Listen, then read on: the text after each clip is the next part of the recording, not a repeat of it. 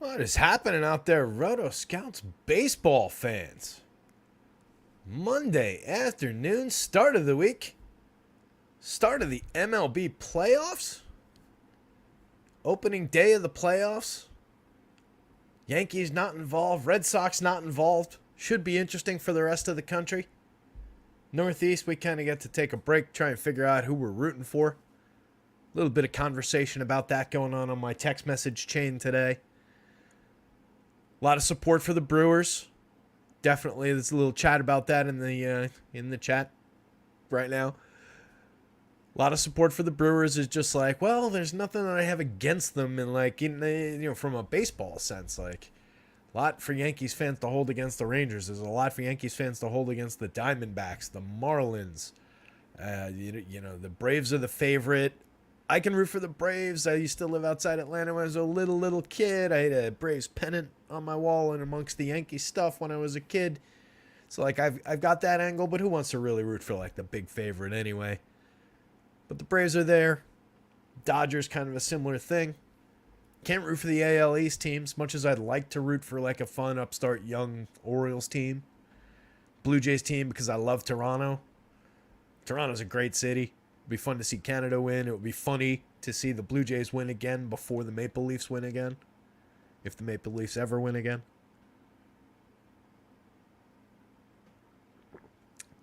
But I'm just trying to figure it out. I want to figure out who I want to see win this thing. We've got a great slate of DFS, that's for sure. A lot of good pitching. Good hitting spots, but it's the playoffs, so we've got low run totals. We're pitching focused. You see a lot of low-scoring games in the playoffs. One of these out of the four will probably see a decent total on one of the teams.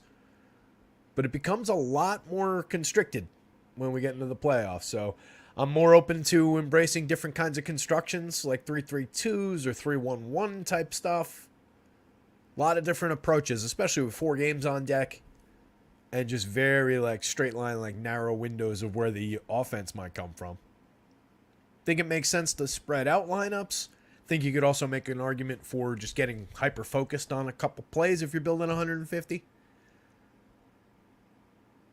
Stephen Leibowitz says, speaking of Canada, there's a Montreal Expos Twitter account with 51,000 followers. Yeah, the Expos, a lot of buzz. They're apparently high up on the list of potential expansion teams.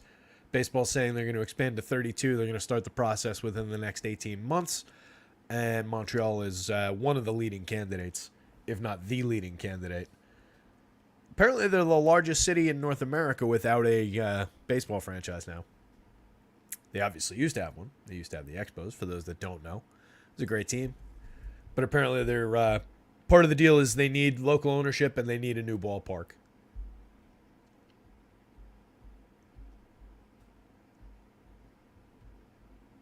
Mamba asks, are you talking about your strategy for 4-game slates? Yeah, I was getting into it a little bit there, Mamba. So just in general, for 4-game slates, there's more room to, not necessarily have to build 2 full stacks, which is normally my approach.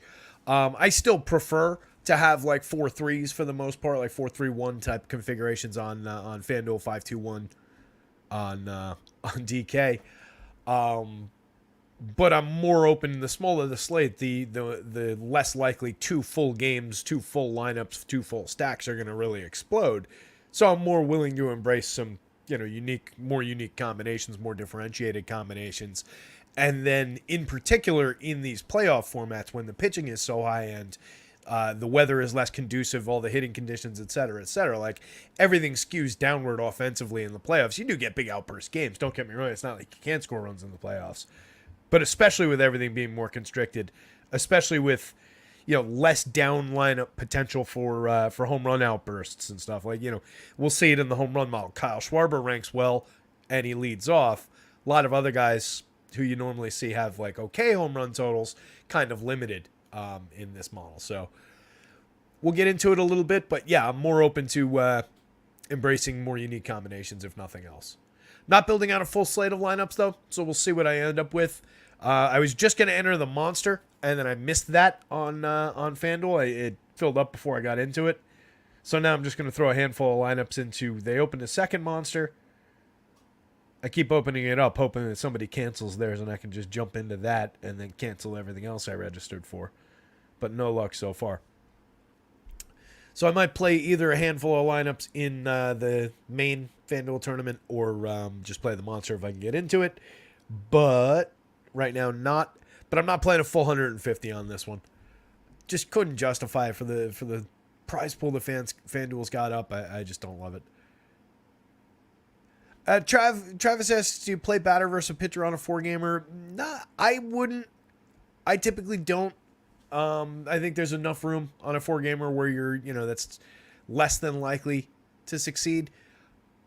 It's not that you can't, and especially, I mean, that jibes exactly with what I was saying about there being such limited opportunity for offense that you don't necessarily want to take options off the table.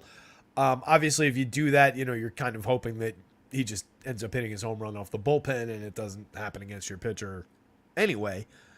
But yes, you can.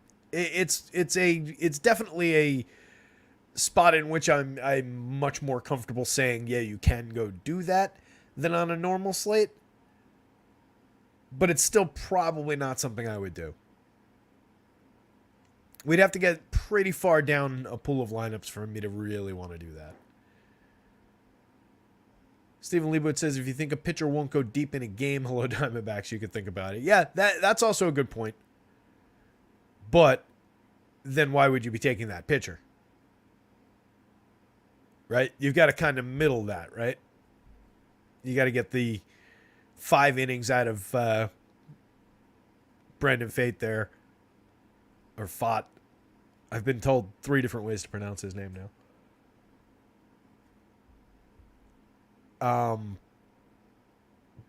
So, yeah, you've kind of got to get that. He went 5, gave up a couple that included specifically to your guys, and then still succeeded, struck out like everybody else that he faced, got 5, and then like got the win, but somehow those guys still succeeded. Like we're really threading a thin needle when we do that. It's much better if I can have that. Give me like Kevin Gausman with somebody against him, something like that. That's super high upside pitcher where if I have him and Michael A. Taylor in my lineup as a completely low-owned one-off outfielder for cheap, and Michael A. Taylor hits a 2-run home run against him, Gausman's so high-end, so likely to rack up a big strikeout total that he can offset that difference just in strikeouts and in performance anyway. And you also still have the opportunity where he could still post a big game, and then Michael A just happens to hit it off of the relief pitcher. So I kind of prefer to angle it against a high-end pitcher rather than a low-end pitcher. But it is a good point that opportunity does get created if a guy comes out of the game early as well. Matthew Patterson's here. Matthew Patterson says, I like, please allow 9 runs to my Brewers. Steve Lubitz is not the correct pronunciation. I think you would pronounce like, damn, that ass is fat. No, I don't think it is. It's either fate or fought, but not actually fat. I was saying fat early in the season just because it's the more fun way to say his name. But I've heard both on fate and fought. Michael K was saying fought the other day. Not that Michael K is my go-to on how to pronounce everything. Could be Travis is here. That was Travis's question about the batter versus pitcher. It was a good one. OMG Father's here. Dustin Smith is here. Stephen Libowitz, we've said hi to. Mamba, we've said hi to. Lars here. Who else? Blackmane. Devin Scott. Tizzlemane's here. Tizzlemane's got a reserve lineup ready to fill out. Gonna make some lunch until the show gets going. What'd you make, buddy? Are you back? Should we start? We've been chatting for about 10 minutes now. There's 31 people here. We can get into it.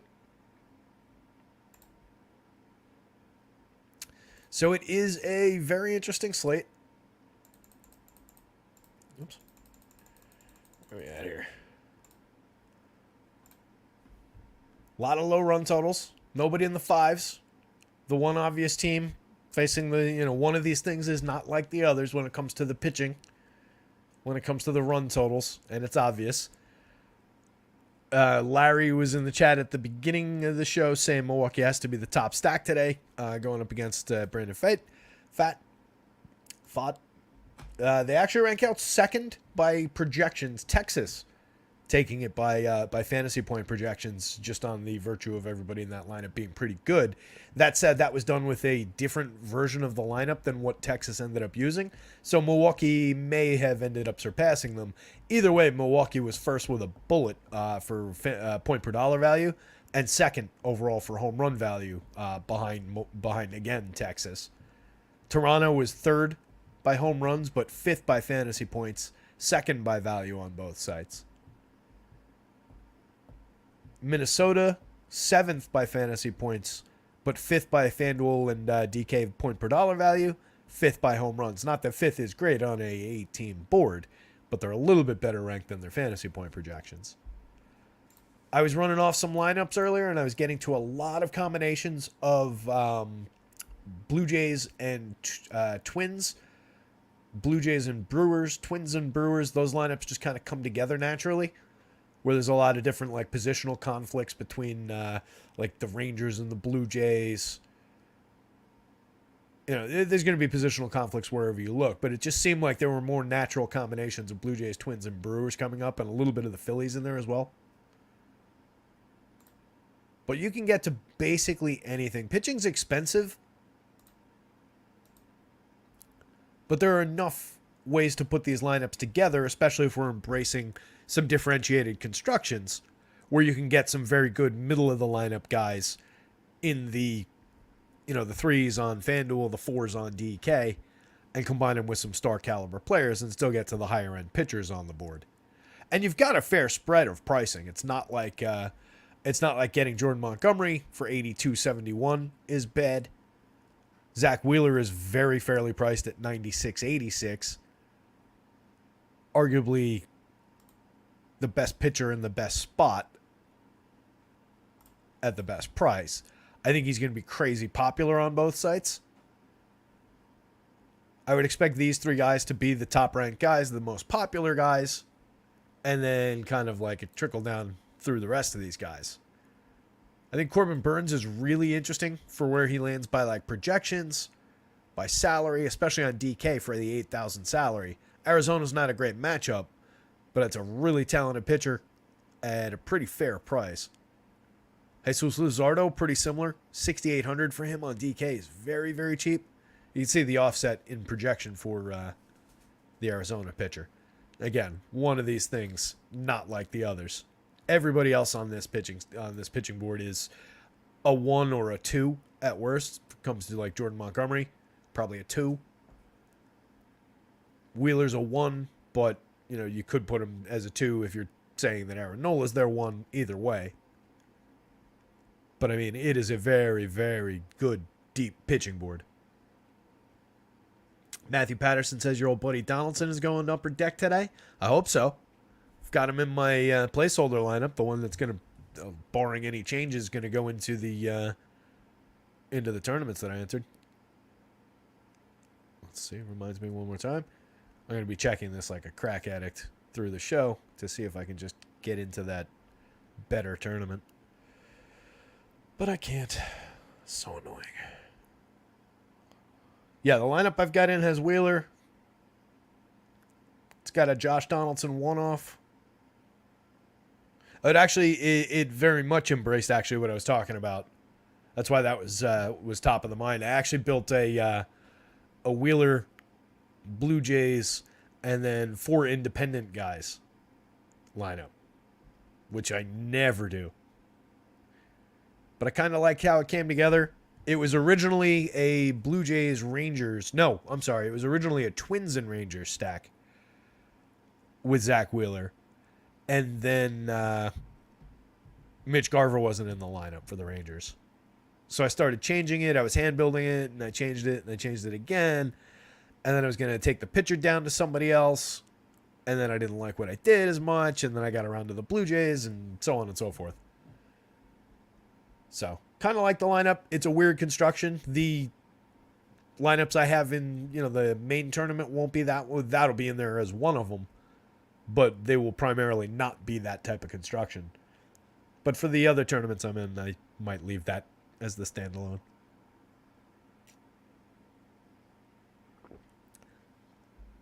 Matthew says, I think playing the best bats in multiple one-offs is more likely to succeed in the playoffs. Yeah, that's kind of what I was getting at with the, you're just less likely with less volume of games anyway. You're less likely to need multiple full stacks. And then in the playoffs with such good pitching, it winnows that, even further. With 7 out of the 8 teams facing ace caliber pitching, or, again, one or two caliber pitching, definitely it limits the opportunities for scoring, and it makes it more likely that you just get contributions. Now, it doesn't necessarily have to be the best players, like Josh Donaldson, not the best player on the Brewers. Best home run mark, one of the better home run marks on the board. Kyle Schwarber, not the best player on the Phillies. Best home run mark, leadoff hitter, monster power hitter, one of the best players on the Phillies, and a star, but not necessarily their best player. My guy Michael A., not the best player on the Twins. May or may not be in that lineup. Not even in a good spot in his lineup, but may or may not be in mine. So you get the idea. Anybody have specific pitcher leans, specific players that specific pitchers that you're just like, that guy's going to get lit by this team outside of the obvious, outside of Brandon Pfaadt? What are you guys thinking as far as the pitchers? Larry says Terry needs his fix. No, I just want to get my money into a better tournament, Larry. That's all. But yes, I need my fix. Damn right. It's still better than in times past where I've not gotten in on the main one, and for whatever reason the FanDuel tournament's filled up at 4:00, and it's like, shit, I gotta get 150 lineups in here. But the main tournament with 20,000 entries in it, people are bailing out all the time, so you can pick off individual entries. To do that 150 times, which I've done more than once in my life, that is a crack addict move. Matthew Patterson's nervous about Gausman, to be honest, against all the lefties. Major strikeout potential in that lineup. But yeah, I mean, there's every one of these teams, there's definitely reason to at least have a little bit of fear about the lineups that they're facing. Gausman could give up some barrels. Larry likes Wheeler a lot today. I like Wheeler a lot today. Lemons is here. What's up, Lemons? Lemons is playing Pfaadt and Lusardo on DK. One bullet might as well go against the chalk hitters. It can absolutely work out. We've seen Brandon Pfaadt be pretty okay in some spots. We've seen him be a complete disaster in others. I'm sure it's not who they would like to have on the mound today. But yeah, I don't disagree that going up against the absolute chalk and taking a big position against the field is necessarily a bad strategy. If you get just a handful of clean innings, and you're getting them at the right price too. So I don't think that's a bad move. What's up, throwbacks? Yep, early show. Got to get on for the before the playoffs, and I didn't know what I was going to be doing on lineups wise, so I wanted to leave some time to build lineups if I needed it. But doesn't seem like I'm going to need it. Dennis says we've seen the Brewers suck too. That's absolutely true. Yeah, the Brewers are pretty amazing. We'll get into that one in a little bit, but on the back of their pitching staff for sure this playoff run. Colin says the Rangers seem completely out of juice in sweeping the Mariners. I hope to be wrong. See zero possibility of Glasnow failing. Interesting.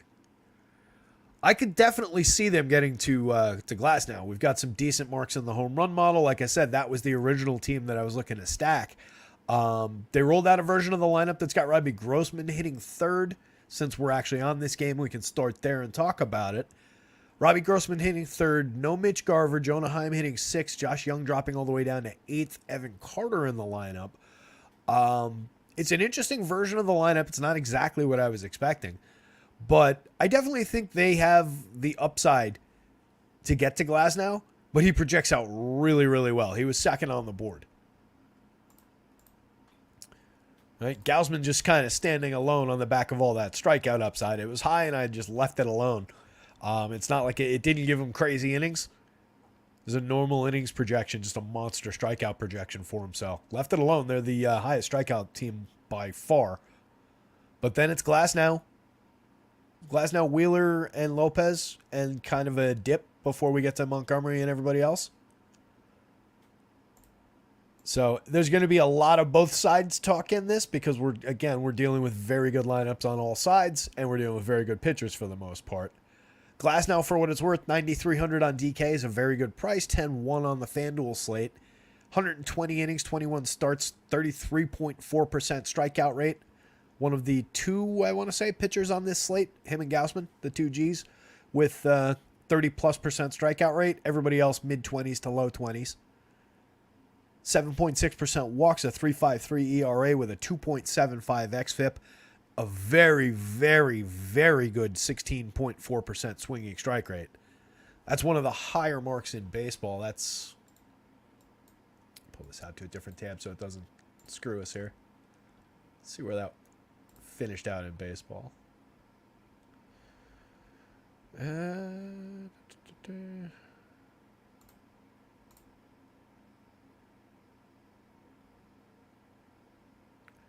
is it? Oh, it's on. That's right. Pitch level data. Swinging strike rate. And he didn't qualify. All right, we had to take qualification off of it. How many innings did he pitch? Let's go with at least 100 innings. Or at least 120. He pitched 120, I said, right?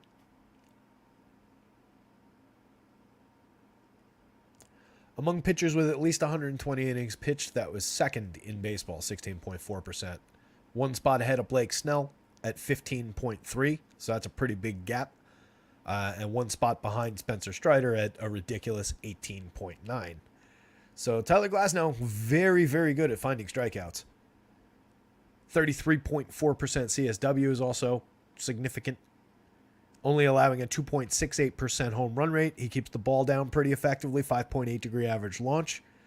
11.6% barrels is significant. People are able to elevate the ball against him when they do hit it hard. So when he misses, he misses. But a 2.68% home run rate is effective. I mean, you could say he's gotten a little bit lucky given the hard hits in the barrels, but given the launch angle, he keeps it down most of the time.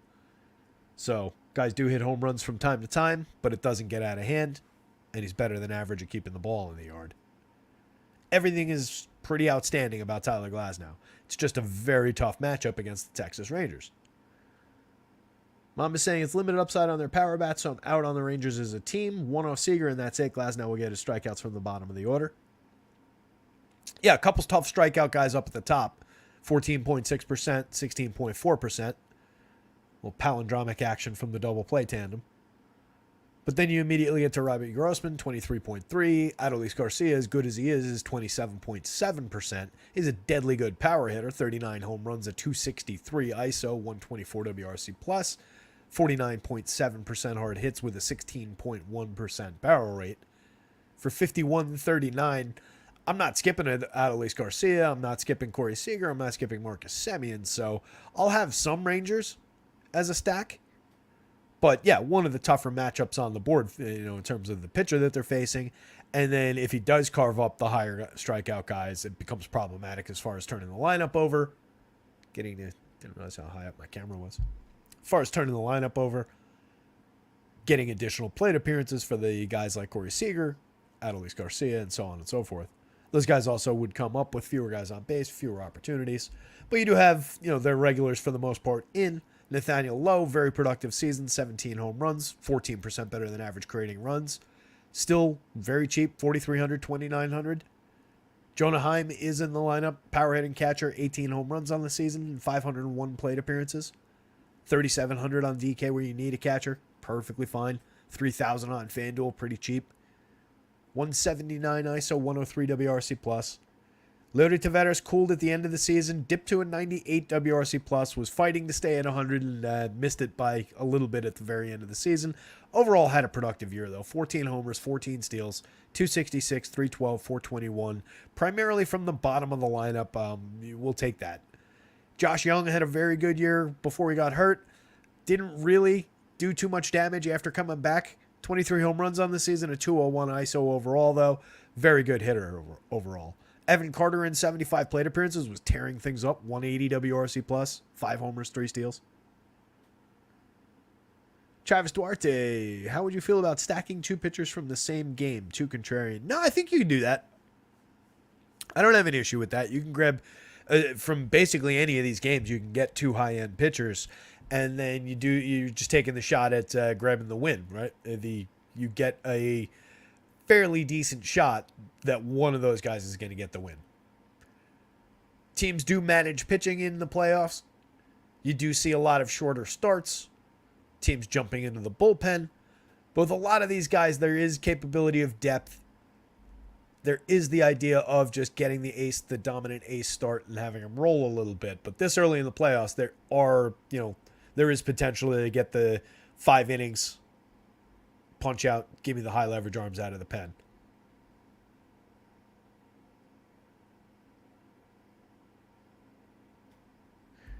Mama says, I'm curious to get your take on why Glasnow seems to be trash in the playoffs and his last 2 months have been average at best. No idea why why he's bad in the playoffs thing. If that's the case. I have a goldfish memory for stuff like that. But we can look it up. I think. Postseason. 5.75 ERA, but a 4.11 xFIP in 9 starts, 40 2/3. 30.1% strikeout rate. 11.4% walk rate's probably got something to do with it. Giving up a fair amount of home runs in the postseason. 2.21 per 9. How many home runs has he given up? 10 home runs to 176 hitters.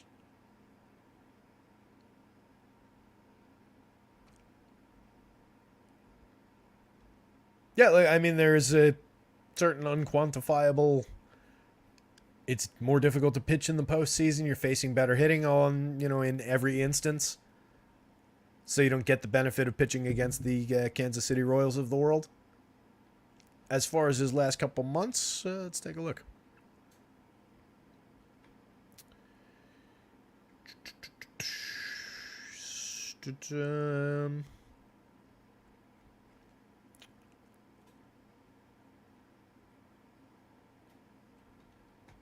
So for August, he had a 2.50 ERA with a 3.74 xFIP. For September, he had a 4.86 ERA, but a 2.37 xFIP. 35.6% strikeout rate, 25% strikeout rate in July. I'd say the rumors of him not being that good in the last 2 months are probably exaggerated. It's difficult because these numbers are in different spots, so I've got to go up and down this screen. What specifically troubles you? I mean, technically, if we're looking first half, second half, by the way that Graphs chops it, 41 2/3 in the first half. He had a 4.10 ERA with a 2.76 xFIP, a 36.4% strikeout rate, and a 9.1% walk rate. Second half, 3.22 ERA with a 2.74 xFIP, 31.7% strikeouts, and 6.8% walks.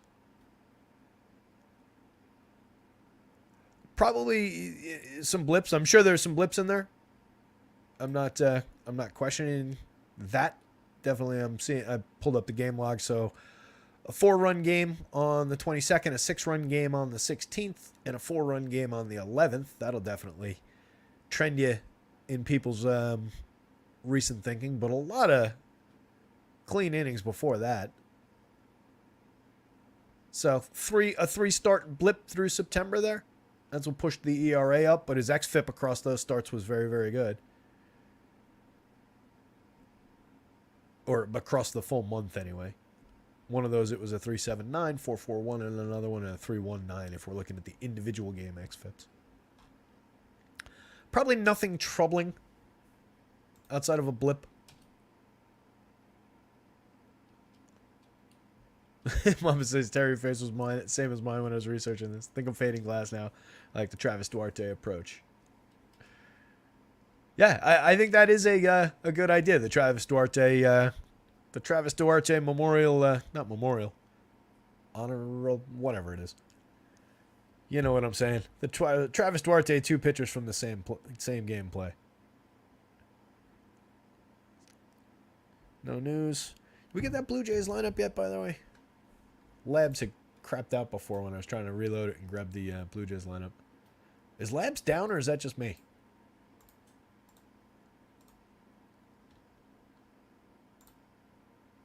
Greg nails it. What a beautiful day it would have been for a playoff game in the Bronx. You absolutely got that right. It is gorgeous out right now. It is such a nice October day. Made for October baseball right now. That's so accurate, Greg, that it makes me sad. That legitimately made me like, oh. It is crazy, though. We've got 3 AL East teams in the playoffs, and not one of them is the Yankees or the Red Sox. It's good for baseball. Larry says the train would have been more crowded, that's for sure. That is definitely true, Larry. So up and down, I mean, this Rangers lineup obviously playable. Tough matchup. But I do think if people are punching out on the glass now thing, then you certainly would probably want to get into some Rangers stacks and maybe take a look at them. Josh Young is a very good hitter to have that far down the lineup, 4,600, 3,000. He's got 23 home runs on the year, like I was saying. He did not really do all that much since coming back from the injury, but he was out for a long time. High strikeout kid, 29.3%, but he cut that down from 38% last year, so there was some improvement there. And obviously a tremendous power hitter.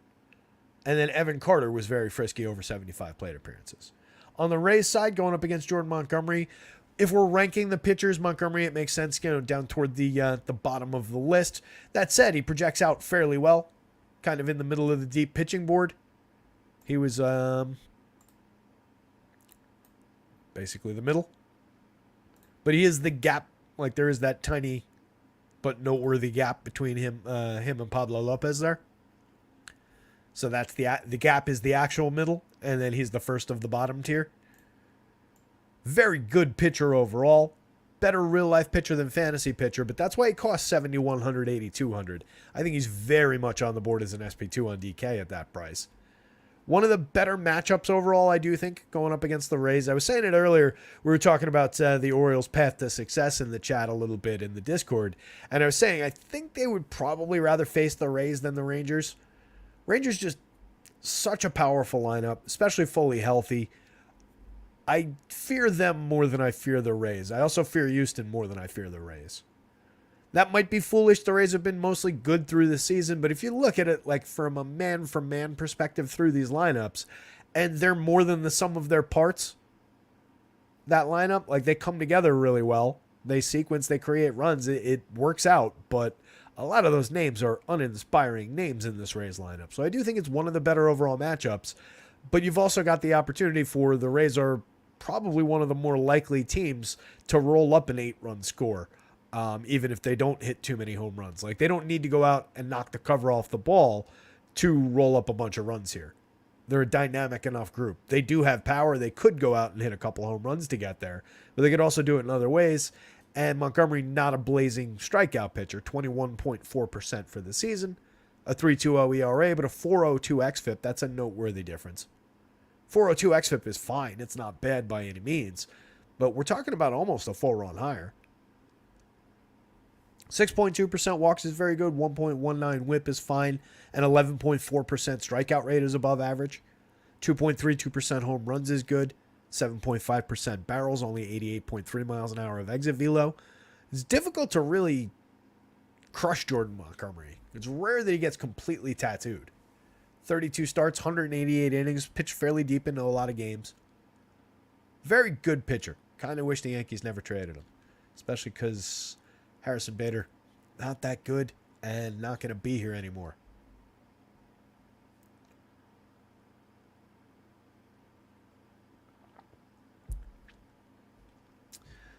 Matthew, probably lack of strikeouts in that Arizona lineup is probably impacting the Corbin Burnes projection a little bit. I would I would guess we can look into some of the numbers of it. Obviously, he's got major ceiling, and that's the case with a lot of these guys. There is ceiling for most of these guys beyond what they're projected for. Montgomery is, if we're talking about him, one of the lower ceiling guys overall. And then just, kind of on his lack of strikeouts. And then,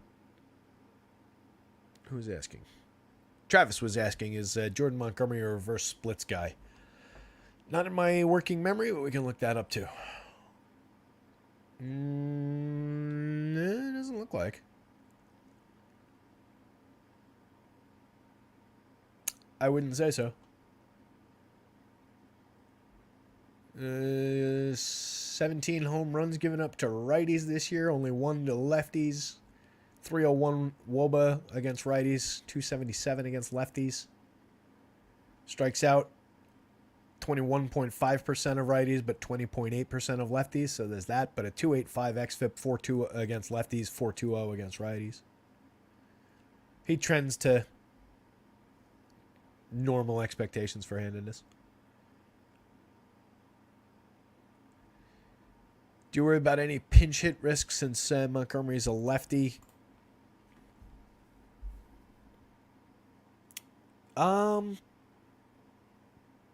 Possible. With the Rays, yeah, it's possible. They're one of the more strategic, more thinking groups. What's their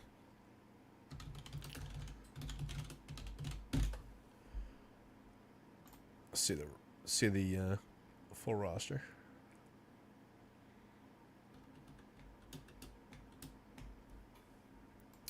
I'm just looking like what we'd be dealing with, because there's no Brandon Lau.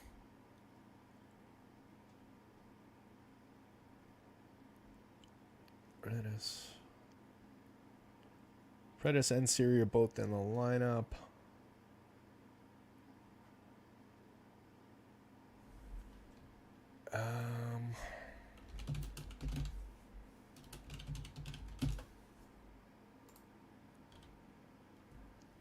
Probably, yeah, he's lefty.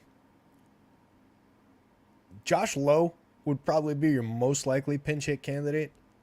Not that we're like dart throwing around likely pinch hitters in terms of rostering them. But yeah, you might lose like Manny Margot to Josh Lowe at some point. Or Harold Ramirez, maybe more likely. Manny Margot's a better outfielder.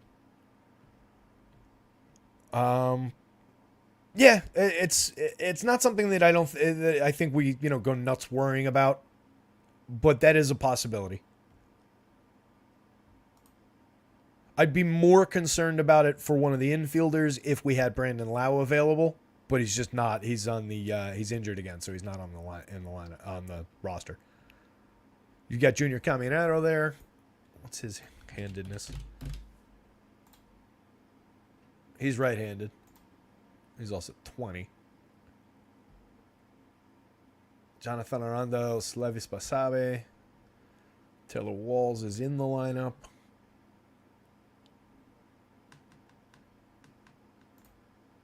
Whoops. Oh, wow. I didn't know I could do that. You guys see that comment on the screen now? I had no idea I could do that.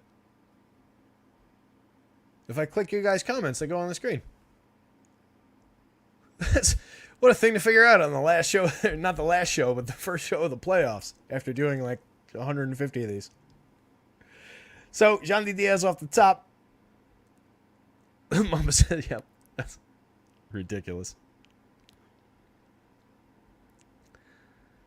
Tapia low around the... Yeah, it would be low that I think would get it. I mean, you could see certainly Tapia or whoever, but Lowe is the best player out of that group. He'd be the one I would expect the most. But if we're going to Rays, and I do think you can go to Rays, Yandy Diaz is a spectacular option off the top. 54% hard hits for the season. 9.5% barrel rate. Also happened to hit 330, 410, 522. Monster year. 22 home runs. Created runs 64% better than average. That rivals Corey Seager. That rivals some of the very best players in baseball. He was one of the very best players in baseball this year. No question about it. 15.7% strikeout rate, 10.8% walks. Randy Arozarena bumps up to second in the lineup, 12.3% barrels, 48% hard hits. I almost said 95 home runs. 23 home runs. 364 on base. Just dynamite on base skills for the top of this lineup. 410, 364, 353, 352 for the first four hitters. Not bad at all. Arozarena 26% better than average creating runs. 5,500, 3,600. You're paying a fair price for him too. Solid 7.08 in the home run model. Harold Ramirez, more of a line drive hitter, 4.52 in the home run model, but a 40.7% hard hit rate, 3,700, 2,700. A very fair price for a guy who, in 434 plate appearances, created runs 28% better than average, hit 12 home runs, slash 313, 353, 460. Harold Ramirez is a very productive hitter. Strikes out 18.2% of the time, only walks 5.1% of the time. So not only is he hitting very hard line drives all the time, he's putting them in play, or very hard line drives. He's doing it all the time and putting them in play. Isaac Paredes, 31 home runs in 571 plate appearances, a 238 ISO.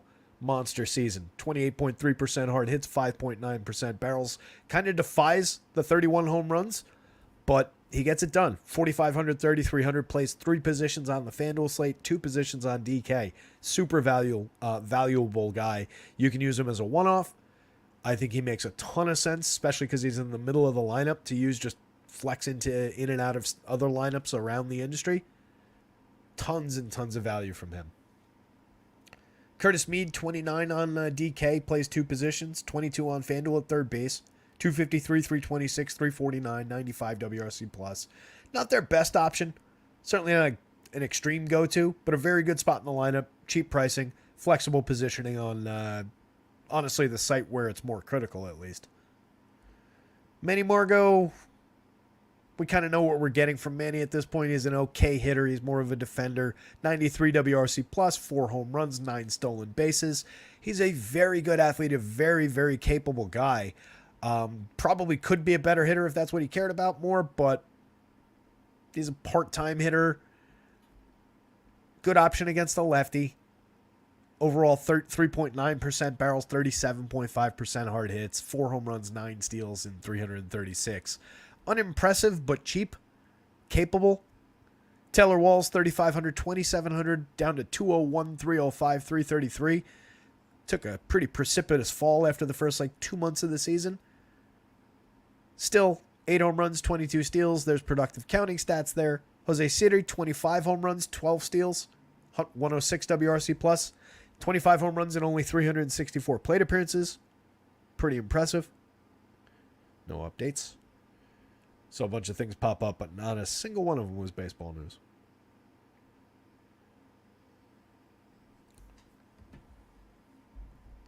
Bottom of the lineup, Rene Pinto, 6 home runs in 105 plate appearances, a 204 ISO, barreling the ball 15.9% of the time in the small sample, 40.6% hard hits.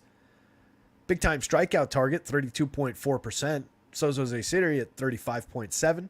Taylor Walls at 26.4. A little bit of support for some ceiling from Jordan Montgomery if he can take 3 tours through the lineup. That said, if he's taking 3 tours through the lineup and getting through it, we're talking about a great start anyway. But there's some support for additional strikeout bonuses down there.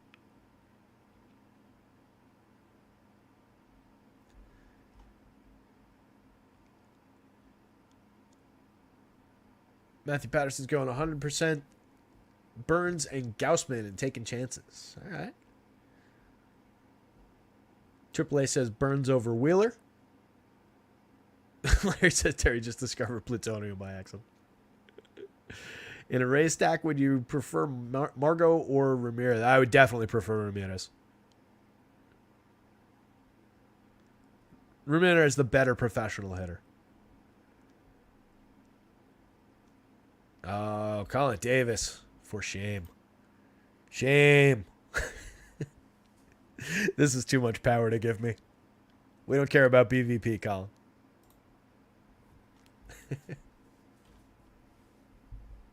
Hey, Games here. What's up, A-Game? A-Game says, yo. Yeah, Colin, just to round that off, I don't mean to tease, but yeah, BVPs, it's essentially meaningless. The samples are just way too small. Even for guys who have faced each other a bunch of times, because they did used to play for, Montgomery used to play for the Yanks, so they had a bunch of appearances against one another. I have no idea what the career numbers are. The sample's too small. It just doesn't matter. So don't get hung up on things like BVP. You can say that, Margot, as I was saying, very, very good athlete, tons of speed, does have power, decent right-handed hitter. I mean, 264, 310, 376. It's not like he did nothing at the plate this year in his 336 plate appearances. He's just not like a premium guy. He's priced. He's not priced like it, right? He's a $3,300 DK player, $2,400 FanDuel outfielder. Nothing says what he is more than those prices. That's a perfect way to sum him up. But yeah, we really don't care about BVP though. Mama says the only BVP that matters in baseball is Acuna and Alcantara. It's Acuna versus everybody.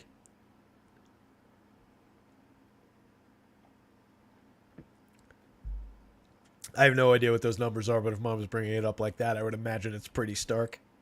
If you got them handy, Mama, let me know what they are. I'd be curious. I do think that there is something to this pitcher owns that hitter or vice versa. That hitter just sees the ball. Something about the height and the way the batter stands and the angle at which the pitcher releases the ball and the way that his hand torques. Maybe the hitter's got something on the pitcher where, all right, if he does this in his glove, I know he's going to throw a curveball. There's all sorts of things that are just wildly unquantifiable. That if I had 2,000 plate appearances to work with, we could say for sure, all right, yeah, Manny Margot, for whatever reason, owns Jordan Montgomery. Across what I imagine is probably like 61 to 85 plate appearances, you just can't say that. There's just not enough. Anyway, that's like an hour on this first game. A lot of stuff to talk about, a lot of chat, only a handful of games. So, given that he's second on the board, I got to go Glasnow.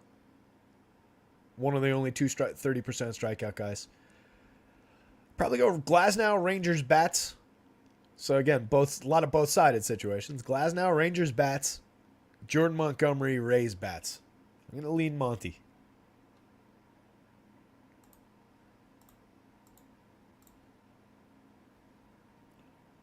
See if Labs is back.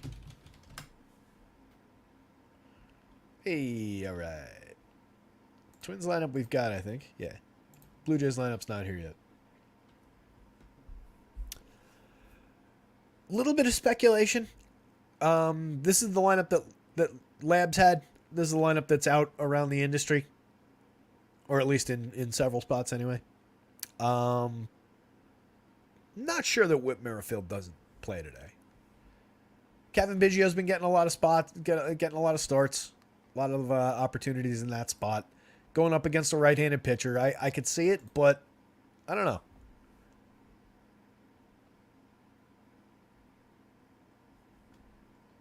Outside of that, this is probably the lineup. George Springer, Brandon Belt, Vladdy Guerrero, Bo Bichette. It's a premium top four. Kind of falls off down toward the bottom. I don't love the bottom half of the Blue Jays lineup. But I'm a big fan of the top four. Two very good pitchers in this one, though. 9,800, 10.5 for Kevin Gausman. Top of the board with a bullet, considering the massive strikeout potential in this Twins lineup. 26.9%. Easily the highest overall team strikeout total. 21.8 on the other side of that one. 22.9, 23.3. 19.6, 22.3. 21.7, 23.5. So we're talking about, 3.5 points or so higher than everybody else. It's a good lineup. I don't think the Twins are bad, but there's plenty of strikeouts there. There's also some sneaky power, but it's not really coming through. Gausman only allowing a 2.49% home run rate for the year.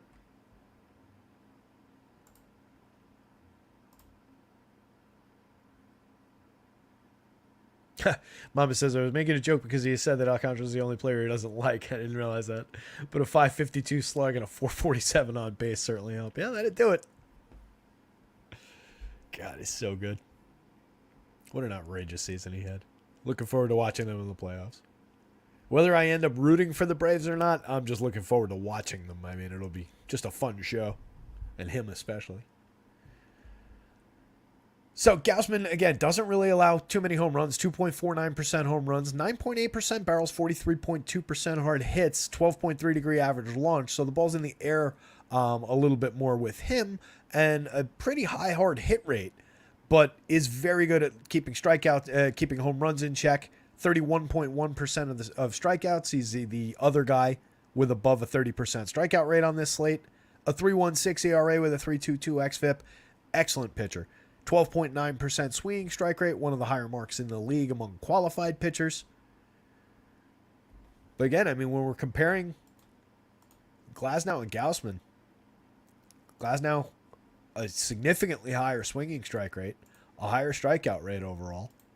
Similar in terms of the home runs, despite allowing some hard hits, some barrels. Similar ERA, better xFIP. Glasnow was really good this year. So I like this option. I really do think that Gausman's got a major ceiling, probably the highest overall ceiling. I don't know how much further beyond where this is projected because he's just picking up a bunch of strikeouts, so I don't know how many more he could possibly find going through this lineup. So we might be closing in on around the ceiling score for him, but I think he's got a very good chance of getting up into that neighborhood today. It's just a matter of whether or not he gives up a home run or two along the way. That's where it gets problematic for our scoring. They do have some home run pop, like I was saying. Edward Julian, 5.64 in the home run model. He's got 16. A lot of guys with just into the teens kind of home runs. The average total is 16 for this lineup. Nobody got above 25, but on the average 16, not terrible. He's got that average. 195 ISO, 136 WRC plus in his 408 plate appearances. By the way, there's also, as you can see, a lot of limited plate appearances. The average total plate appearance is 373, where most teams are into the 500s and 600s. So that's a lot of power for the limited plate appearances. Polanco, 14 home runs, a 199 ISO, 118 WRC plus, a very good power hitting middle infielder. Second base and third base eligible on both sites, 4,400, 3,200. A strong option. 13.8% barrels, 40.6% hard hits. You get a lot of barrels and hard hits out of Royce Lewis. Same thing out of Max Kepler. Kepler hit 24 home runs in 491 plate appearances. Royce Lewis hit 15 in 239. A couple of them were grand slams, so they were very big fantasy games. He'll probably be pretty popular in twin stacks, just given the big fantasy games that he's had, given that he's returning to the lineup. I think this is his first game back, right? Or was he back already? Carlos Correa also back in the lineup, 4,300, 3,000. 18 home runs for him this season. Down season overall. 230, 312, 399, and 96 WRC plus, but still has plenty of power. Kepler only 4,200, 2,900 for a guy with 24 home runs. I mean, that's a outrageously good price for a guy who's a proven left-handed power hitter over time, too. It's not like this is a unexpected 24 home runs from Max Kepler in 491 plate appearances. It's a return to form, better than he's been in the last 2 years, but he's a good power hitter.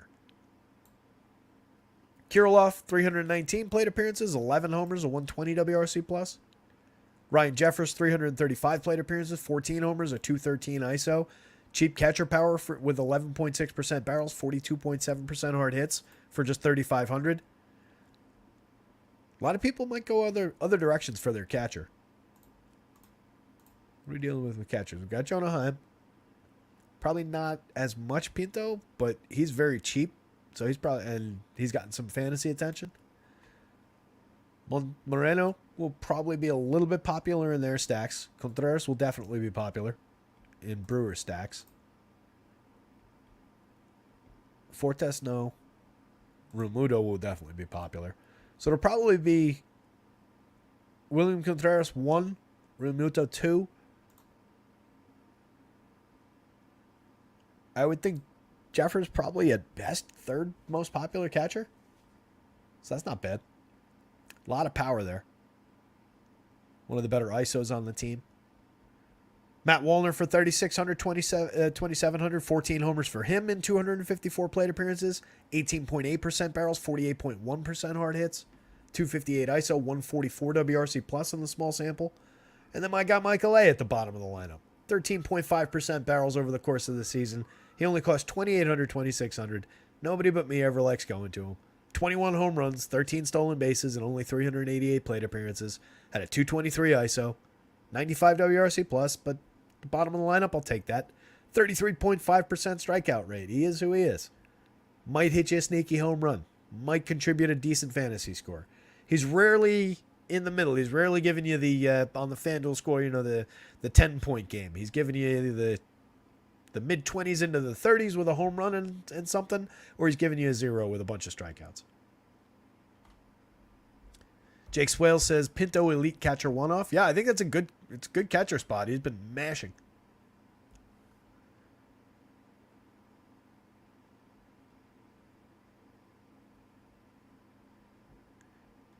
Colin says, Glasnow's a talented pitcher and having past success would mean something, no?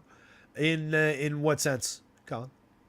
Past success means something in general, but over the course of the career against a diverse set of hitters. If you're talking BVP, then no. But when we were talking BVP, we were talking about Margot versus Montgomery.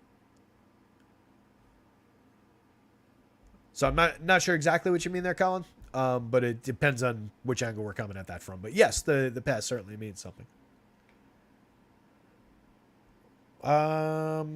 Blue Jays side of things going up against Pablo. Major steps forward this year, as we talked about through the season. 29.2% strikeout rate to finish the year. 194 innings, 32 starts. One of the guys who pitched deeper into his average start than a lot of other guys in the league. 3.66 ERA, a 3.29 xFIP. 6% walks, 14.5% swinging strikes. Believe that was second among qualified starters. And call it top 5 anyway. I went away from that. I went away from that leaderboard that I was looking at with Glasnow before. Can I get back to it? It's definitely top couple of guys for swinging strike rate among qualified pitchers. So it was 5th among pitchers with more than 120 innings, and I'm sure qualified it was 4th. Okay. So it's 4th, Strider again at the top, 18.9. Blake Snell, 15.3 was second. Luis Castillo, 14.7 was third. Then Lopez, Freddie Peralta, 14.4. Jesus Luzardo, who's coming up later, 14.1. Zach Wheeler was 8th with a 13.3. Kevin Gausman was 10th with a 12.9. You kind of see a theme why these teams are in the playoffs. Corbin Burns was 16th with a 12.2.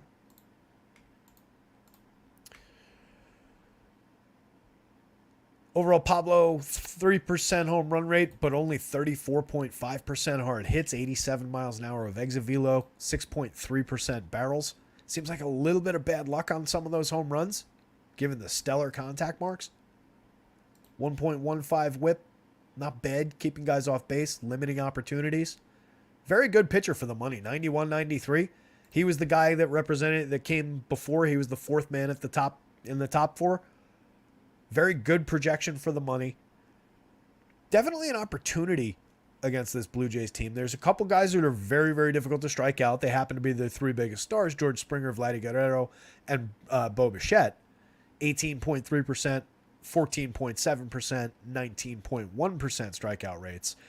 Outside of those guys, and if he's in the lineup, Alejandro Kirk at 10.7, there are some strikeouts to be had in this lineup. Brandon Belt, 34.9, not the least. But Kevin Biggio, if he's in there, 26%. Kiermaier, 21. Matty Chapman, 28. Dalton Varsho, 23. Could see an upside start from Pablo, and he's not that expensive. In a for the money sense, I kind of really like this Pablo Lopez spot. I do think the Blue Jays can get him. Vladdy Guerrero kind of hit his stride later in the season. Got up to 26 home runs overall, but only a 179 ISO overall at the end of the year. 118 WRC plus. He was never bad. The contact profile was always there. The hard hits were there, 49.2% for the year, 11.1% barrels. But not quite what we expect out of Vladdy Guerrero. but still a deadly good hitter. Brandon Belt was excellent when he was in the lineup. 404 plate appearances, a 236 ISO, 138 WRC plus, hit 19 home runs, got on base at a 369 clip. Somehow only cost 3,900, 2,800. Take advantage. Positional conflict on DK with Vladdy Guerrero. Not on FanDuel. You don't have to worry about it, obviously. Springer, kind of a down year for him as well. 21 homers, 20 steals. Good counting stats. A 104 WRC plus is above average, but not a George Springer season. 147 ISO, 258, 327, 405 overall. Not really inspiring George Springer kind of numbers.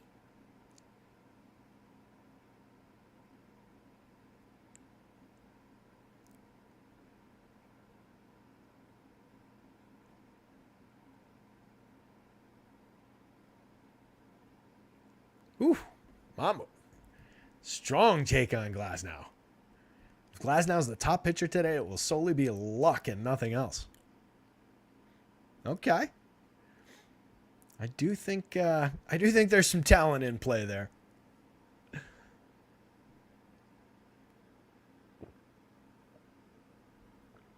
I finished my coffee and we're only 2 games in. There's the Jays lineup. Oh, good. If only it would drop onto Fantasy Labs. Let's see if I can get it elsewhere.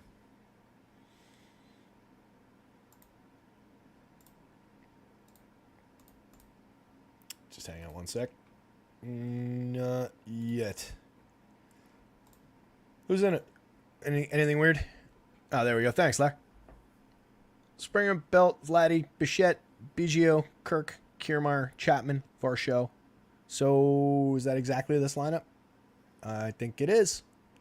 So Biggio is in there. No Whit Merrifield. Score 1 for the guys at Fantasy Labs. Yeah, that's the same lineup.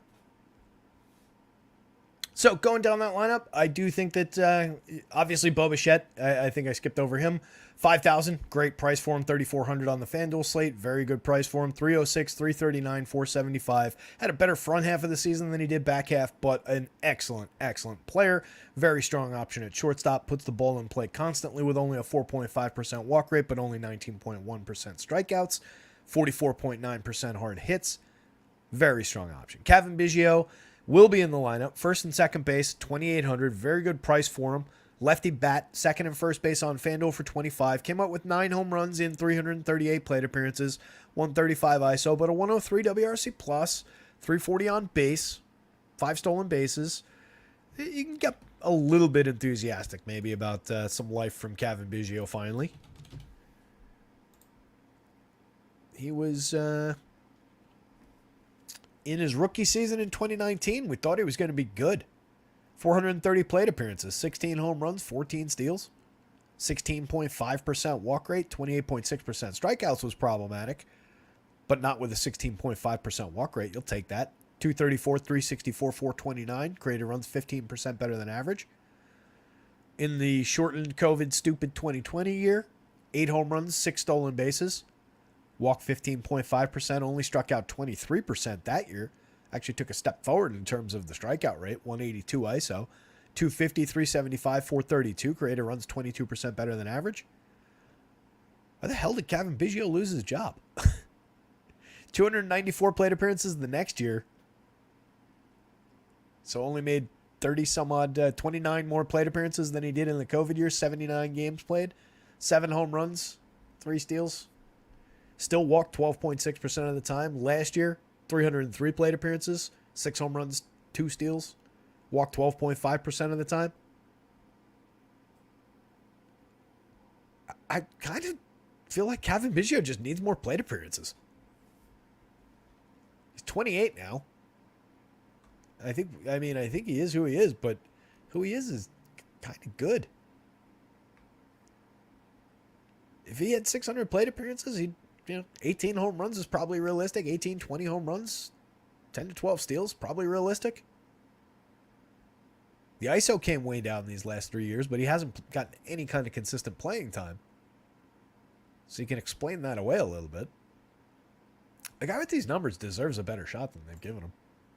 Anyway, Good to see him in the lineup hitting fifth. I think we talked myself into some Kevin Biggio shares. A kind of valuable guy. He's actually in my... Let me double check. I think he's actually in my Blue Jays stack now that I'm saying that. Oh, no, he's not. I switched it out to Isaac Paredes. Yeah, I went for the straightforward route. That's right. He was in there earlier. Yeah, I don't mind it. Alejandro Kirk, 2,900. Playable catcher. 2,300 on the FanDuel slate. Playable on both sites, obviously, especially on a short slate. 250, 334, 358. 96 WRC+. plus. Kiermaier, 2,900, 2,400. Mostly here for defense, but did have a very productive season at the plate for him. 265, 322, 419. Creator runs 4% better than average. 8 home runs, 14 steals. When you combine those numbers with the D that he plays, it's a pretty good player. That said, let's not go haywire. Joel Sherman from the New York Post. I mean, I'm talking to you. I'm sure that you're watching this show. Your article the other day about how to fix the New York Yankees was the worst piece of baseball analysis that I think I've ever read, and they absolutely should not go out and acquire Kevin Kiermaier. This is the worst suggestion I've ever heard. Idiotic article. Anyway, Matt Chapman, 4,200, 2,600, 240, 330, 424, a 110 WRC+. plus. Not as good as he probably should have been, given 17.1% barrels, 56.1% hard hits. Did come up with 17 home runs, but probably should have hit for more power overall. That said, very, very good at putting effective bat on ball for the price. Don't love the spot in the lineup. I'd rather have him hitting like fifth, but we'll take what we can get, especially on a short slate. Dalton Varsho, 3,100, 2,800, another lefty bat. Got himself to 20 home runs and 16 steals. It was a okay season when it comes to the counting stats, but everything else, not great. 222, 287, 391, 86 WRC+. plus. Also plays very good defense, by the way. But that's not ideal. That's not as strong as Kiermaier's season, even when you count the defense. Pitchers. Gausman, Lopez. How did they rank on the board? Yeah, Gausman, Lopez, Blue Jays, especially because they've got great point per dollar scores. I got to remember that. Second on both sites by point per dollar for the Blue Jays. So Gausman, Lopez, Blue Jays, Twins. Third game out of 4. Kind of sucks that baseball didn't set this up exactly right with 4 games today. Would have been more fun if they had gone like 1:30, 3:30, like stagger them by 2 hours. 1:30, 3:30, 5:30, 7:30, or like 1:30, 3:30, 7:30, 9:30, since you got the West to work with. Would have just been more fun to be able to sit, like, instead of starting them within an hour of each other. Especially, like, what's the point of knocking your game time down to 2 hours and 20 minutes if you're not going to take advantage in the playoffs for TV time, right? Now you could set it up so it's like full game, got the full game in, move to the next. It could have been a marathon 4-game baseball day. That's kind of what I thought they were going to do. I was looking forward to it. Of course, they cocked it up, and they've got it set up like, you know, you can get a quarter, half the game in, a third of the game in, and then the other one starts up. So you can watch like the first third, the last third. Anyway. Diamondbacks. Not the ideal pitcher to start your series. 5,300 on DK. There's a lot of viability in that price tag. I'll give him that. 22.3% strikeouts, a 6.2% walk rate. Neither of those numbers is tragic by any means. A 5.72 ERA is very bad. A 5.23% home run rate is atrocious. 4.46 xFIP is kind of serviceable. 96 innings from a rookie. That's not bad. 1.41 whip, way too high, especially when you consider that he's only walking 6.2%, and he's just getting tattooed when guys put bat on ball. 11.7% barrels, 43.6% hard hits, 90-plus miles an hour of exit velo, 18.2 degree average launch, so it's typically a fly ball trajectory when these guys are hitting it hard. That's what leads to a 5.23% home run rate. But does he have the talent to shut down a Brewers lineup that is okay, but not outrageously good? Sure. Handful of strikeouts available? Sure. He had a very good 4 out of 5 starts in August. It was that last one against the Dodgers that got him. but 4 of them were really good. The August numbers were 33 and 2/3 at a 4.01 ERA with a 4.03 xFIP, 24.3% strikeout rate, 7.9% walks. In September, he actually had a 27.3% strikeout rate with a 3.6 walk rate, a 3.71 ERA, or a 3.71 xFIP rather, but a 4.32 ERA. So actually, technically, he was a little bit better in September. Gave up 5 home runs. It's probably what blackened his eye in terms of fantasy scoring a little bit.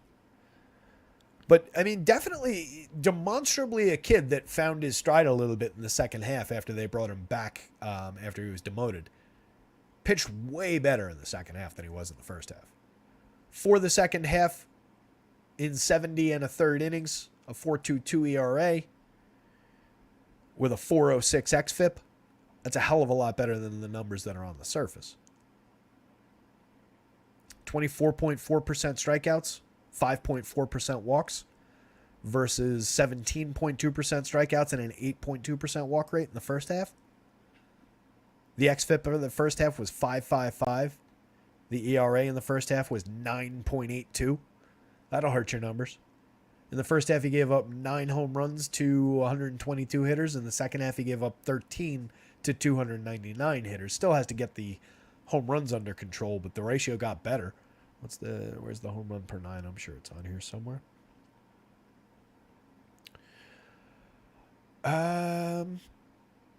There it is. Yeah, 3.16 for the first half is hilariously bad. 1.66 for the second half. Still bad, but significantly better. So, noteworthy improvement.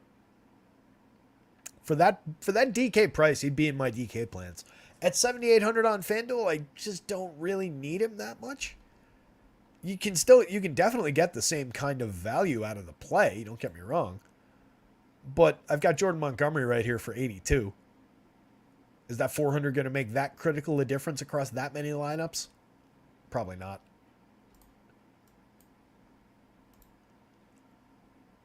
For what it's worth, the Brewers, handful of guys in the lineup, 4 guys in their starting lineup or their projected lineup here, below average for run creation.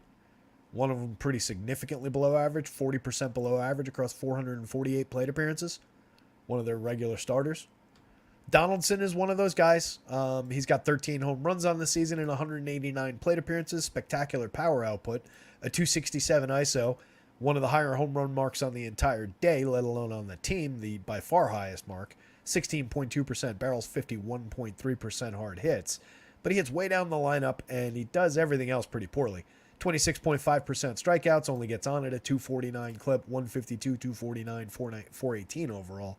So not exactly a fearsome hitter. Garrett Mitchell at the bottom, a 103 WRC plus in his 73 plate appearances, 3 home runs, 1 stolen base. A fairly highly regarded prospect, but not a gigantic track record. When we're talking about like minor leaguer versus minor leaguer, guys that were just in AAA, not exactly the longest careers for either one of these guys. Willie Adames, incredibly flawed hitter, does have a ton of power, 24 home runs, 7.77, one of the, third highest mark on the team. 12.4% barrels, the best barrel rate on the team, not outside of Josh Donaldson, but only a 94 WRC plus. Sal Frelick only a 92 WRC plus. 3 home runs, 7 steals, 246, 341, 351. Came out of the gate really hot, but cooled off immediately. Mark Canha is your cleanup hitter? You're a playoff team with Mark Canha as your cleanup hitter? Are you kidding me? It's just a really weird lineup. 11 home runs, 11 steals, a 111 WRC plus, 138 ISO, a 262, 355, 400 hitter. He's an okay, all right, he's our left fielder and he hits 8th. And he plays, we give him 400 plate appearances and then we platoon him with somebody. That's who Mark Canha is, not your everyday cleanup hitter. Carlos Santana, 4,100, 3,000, 23 home runs, 189 ISO. Was originally playing so bad this year that he got himself traded out of Pittsburgh. 240, 318, 429 overall. 6.7% barrels, 36.2% hard hits. Contreras, 4,600, 3,200 is a dynamite catcher. 291, 369, 459, 25% better than average creating runs, 169 ISO, only 20.6% strikeouts, 48.4% hard hits. He and Christian Yelich are the premium options in the offense here. Yelich, 49.9% hard hits, barrel, 49%, 9.9% hard hits, 9.3% barrels, 19 home runs, 28 steals, a 122 WRC plus, 278, 370, 447. Yelich is a terrific player.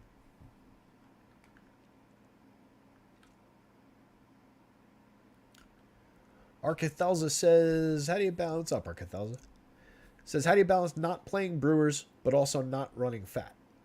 Probably like if don't have a good game, he probably does right. And at that price, would you want him in single entry or tournaments? It's just hard to explain what I mean if you can understand. I think there's a lane where he doesn't have a great game, but you don't necessarily need them and vice versa.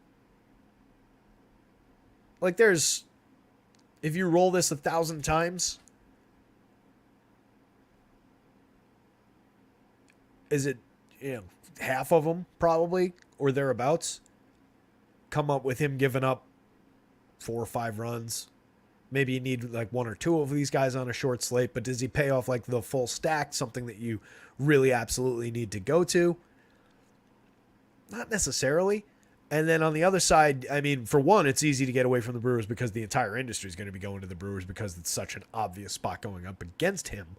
So there's just that on its own can justify getting away from them while not necessarily leading to him. Like you can say, all right, I do think they're going to get to him. I think they're going to score a bunch of runs. But if it's not enough runs and everybody's got it, I'd rather just be somewhere else. So that's one angle to get away from the Brewers and not necessarily onto the pitcher. But there's also just in the baseball sense, like I was trying to figure out a good way to get to, just so many instances where this is just a 4-run ball game. He strikes out 4 guys, goes 5 innings, gives up 4 earned runs, a home run to Josh Donaldson, a couple base hits, but nobody's crazy valuable on the Brewers. Nobody's crazy, and he doesn't do all that well. That middle game is what you get more often than not, I would say. So that's, to me, kind of easy justification. I don't think baseball, to me, doesn't typically work that way, where it's like, all right, I don't want this. That makes me absolutely want that. Sometimes it does, but not always. So hopefully that made sense. Makes a lot of, all right, rock and roll. Good question. Nick Zapluski asks, does Minnesota have any weather impact for either hitters or pitchers? I hadn't looked at weather. We can take a quick peek. Well, that's not where to go, though. As always, I just defer weather to Mr. Roth over at RG. He does a spectacular job. Small batch of light to moderate rain zipping through early. Blah, blah, blah. More widespread stuff through the evening.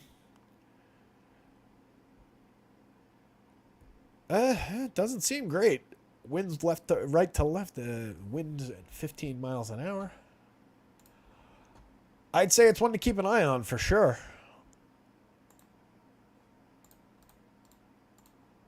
What time's that supposed to start? 4:30? Plenty of time to move it around, but yeah, that's not insignificant concern. Keep an eye on Mr. Roth. Thanks for pointing it out, Nick. Appreciate that. Definitely concerned. I would be more concerned for the pitchers than the hitters. But I would also just kind of keep an eye on the possibility of just a PPD in general. Not that that's what they want to do in the playoffs. They will largely wait to try and get this in, especially with TV involved. But if there's just nonstop rain, there's only so much they can do. So yeah, keep an eye on it. On the Diamondback side, going up against Corbin Burns, 8,000, 9,800 for Burns, 25.5% strikeout rate for him on the year, 3.39 ERA, a 3.81 xFIP, 1.07 WHIP, induced a 12.2% swinging strike rate, walked a little bit at 8.4%, but still had a very good WHIP for having a 8.4% walk rate at 1.07. But the strikeouts were down 5 points. Walks were up 2 points. A little bit concerning. ERA shot up, obviously, a little bit. XFIP shot way up. Full run on the XFIP. Swinging strikes down 3 points. CSW overall down about 2 and change point, 3 points. Down even harder from 2 years ago. We're down full 10 percentage points strikeout rate 2 years ago. Up 3% in walks. Way up in ERA and whip, and XFIP and whip. Way down in swinging, way down in CSW. Still a very good season overall. 193 and 2/3, 32 starts, pitches deep into games. Was just a little bit more vulnerable this year, a little bit more gettable. Even the contact profile, though, there's no issues here. 2.81% home runs is fine. 86.4 miles an hour of exit velo is terrific. 32.2% hard hits, terrific. 5.3% barrels, terrific. He's not Corbin Burnes at the peak of his powers anymore, but he's still very, very good. The question about what limits his projection is probably ultimately tied to the low strikeout nature of the Diamondbacks. Just kind of cuts into the numbers that the model is giving him. It's kind of the inverse of what we saw with Kevin Gausman, where in the mechanics of the model, it's just giving him so many of those strikeouts that it's probably putting him up kind of near his ceiling, where I would definitely say that Burnes has a fairly significant ceiling beyond this projection. Right? Gausman doesn't have all that far to go beyond where he's projected. We're just saying he's more likely to approach that ceiling because there are more likely strikeouts from that lineup that he's facing, that Twins lineup, than there are likely strikeouts from the Diamondbacks lineup. But Burnes has more ceiling beyond where he's projected just because those strikeouts are a little bit less likely. So hopefully that cleans up the question about why he was lower projected when he is very, very good and obviously highly playable. At 8,000 on the DK slate, that is a spectacular option. I have to expect he's going to be really popular on DK. If he's not, hammer that option. That is a ridiculously low price for Corbin Burnes. Corbin Carroll at the top of the D-backs lineup, 6,000, 4,200. Priced like a star. Produced star caliber numbers, but definitely dwindled down toward the August, September of it. Came up with 25 home runs, 54 stolen bases. You can't quibble with the overall numbers by any means. 221 ISO, created runs 33% better than average. 285, 362, 506. It just looked like he was trending, kind of even further north of these spectacular numbers early in the season. But still priced very, very high. Obviously, you want to be involved with Corbin Carroll at the top of the lineup if you're going to Diamondbacks. Excellent spot for correlated scoring with the core of the lineup here. But you are paying a pretty premium price for him. Ketel Marte, 53-36. One of the top second basemen in the game. 25 home runs, 8 stolen bases, 209 ISO, 127 WRC+. Semion's on the slate, so you've got him as a better second base option. I don't know that you've got another one, though. Bryson Stott is very good, but different. Luis Arias is very good, but different. Biggio, no. Polanco. Actually, we've got a lot of good second basemen on this slate. I forgot about Polanco and Julian. All right, I retract. There's a lot of good options at second base, but Ketel Marte, still definitely one of the best ones, probably the second best overall second baseman on this slate. Tommy Pham, 4,200, 2,900. Excellent option if he's hitting third, which he has been since they've acquired him, basically. 48.8% hard hit rate, 10.7% barrels, 16 homers, 22 steals, a 190 ISO, 110 WRC+. Just one of those toolsy, multi-capable guys on the field. Does everything very well. Had a nice bounce-back season this year. Hits in a great spot in this lineup for individual production, for correlated scoring. Like a lot of what Tommy Pham does out there, especially for the pricing that everybody's got him at. Christian Walker, 5,000, 3,600. We can't say it enough. He is too cheap, especially on DK. 5,000, way too cheap. 33 home runs, 11 stolen bases, a 239 ISO, 120 WRC+. Strikes out 19.2% of the time, 11.2% barrels. An excellent first baseman. Alec Thomas, 32-25. Capable, counting stats, 9 home runs, 9 steals. Only a 71 WRC+, 402 plate appearances. Not the greatest option.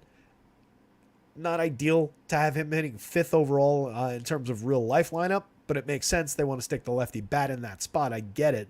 But still not a great option. For DFS purposes, you mix and match Alec Thomas. I do like Lourdes Gurriel better. I like Gabriel Moreno better, especially where you need catchers. Moreno's got a lot of value, 3,400 on DK, 25 on FanDuel. In 380 plate appearances, he went 284, 339, 408, a 103 WRC plus, 7 homers, 6 steals, and they're just better when he's in the lineup. Lourdes Gurriel, 4,100, 2,900. Another guy's way too cheap. 24 home runs this year and a good bounce back for his power. He sacrificed some batting average. He sacrificed a little on base for it, but still created runs above average, 106 WRC plus, a 201 ISO, an excellent option. Strikes out 17.4% of the time. Tons of power. Jace Peterson, Geraldo Perdomo. I like Perdomo because he gets on base, 353 on base percentage, 16 steals. You can use him as an effective wraparound. He plays 2 positions on FanDuel for only 2,600.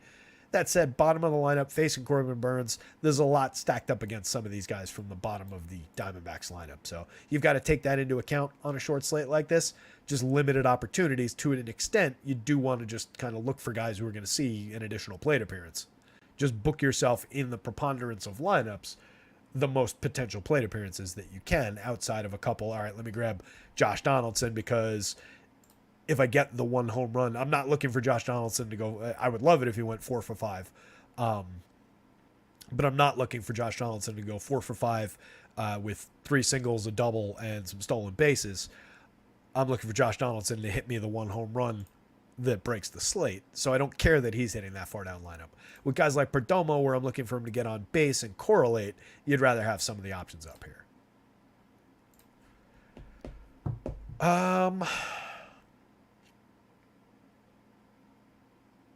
Corbin Burns,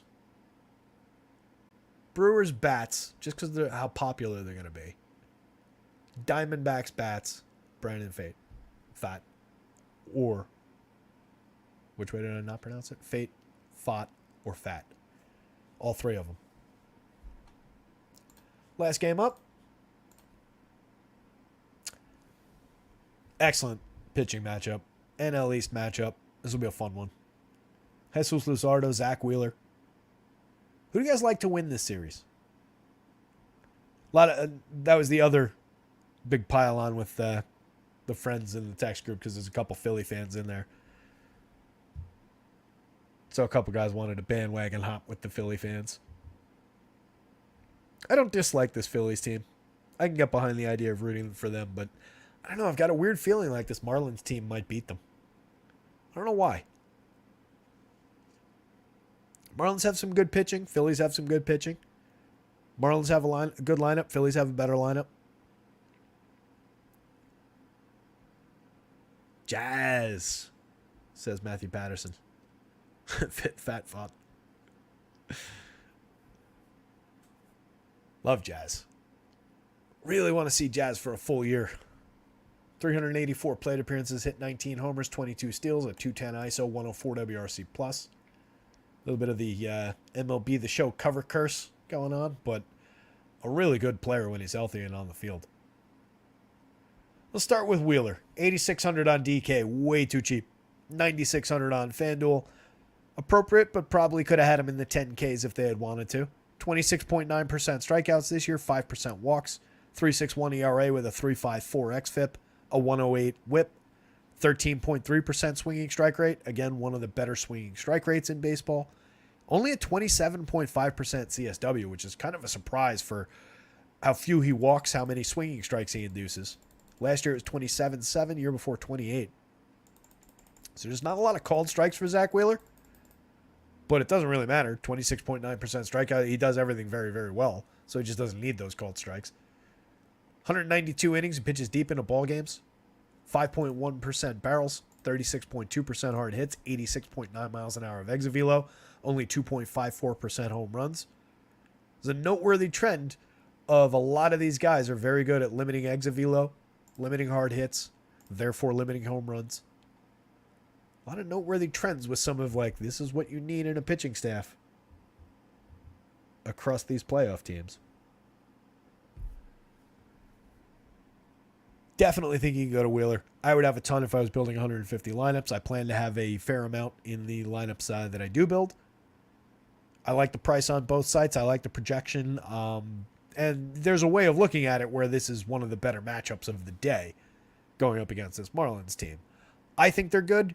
They've obviously proven that they're good by getting to the playoffs, but there's a lot of shaky to questionable pieces of this lineup if you look at it, via certain prisms. Luis Arias, spectacular getting on base, 393 on base percentage, a 354 average. First guy in a while anyway to win batting titles back-to-back years back-to-back in each league. 132 WRC plus. Hits for no power, but came up with 10 home runs. A 115 ISO, 3.5% barrels, 25.2% hard hits. The 10 home runs are actually a little difficult to explain, but he managed to drive the ball over the wall a few times.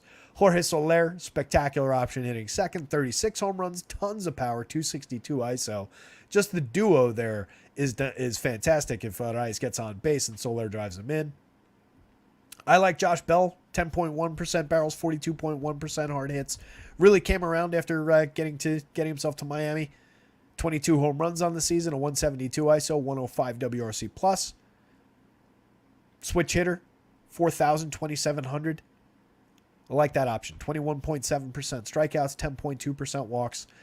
Then we've got Jazz, who we just talked about a second ago, 5,200, 3,400. The price is right for him. I happen to think he'd be a star if we got him for a full season, fully healthy. As is, he hit 19 home runs, 22 stolen bases. Extrapolate, 30-plus home runs, 40 steals. It's pushing it for expectations, but it's not completely unfair. 12.2% barrels and 41.6% hard hits. He strikes out a ton. He should walk more. He needs to walk more. We'll see whether he can. It's not like it's a total decision. Jake Berger, 16.7% barrels, 49.3% hard hits. Finished with 34 home runs, 268 ISO. Truly good power hitter at this point. There's no arguing with it.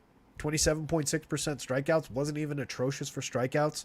250, 309, 518. Creator runs 20% better than average. Very, very good season from Jake Berger. De La Cruz, Jesus Sanchez, both very playable options. 3,800, 2,700 for De La Cruz. 33.26 for Sanchez. 14 home runs for him, 197 ISO in 402 plate appearances. Looked like he was on the verge of a breakout before he got hurt early in the season. Missed a big chunk of the season. Came back, had some productive games down the stretch. 12.2% barrels, 46.3% hard hits overall. That is a very cheap price for a lefty with some power in this spot. Zach Wheeler doesn't give up a ton of power, but if we're just home run hunting in this lineup in particular, he's an interesting option late. De La Cruz from the right side hit 19 home runs, 153 ISO, 92 WRC plus, an effective enough bat. Not great numbers by any means, below average for run creation overall, but puts bat on ball capably a lot of the time. Hits for decent power, 42.1% hard hits is not bad. John Birdie, Nick Fortes kind of mix and match options at the end of the lineup.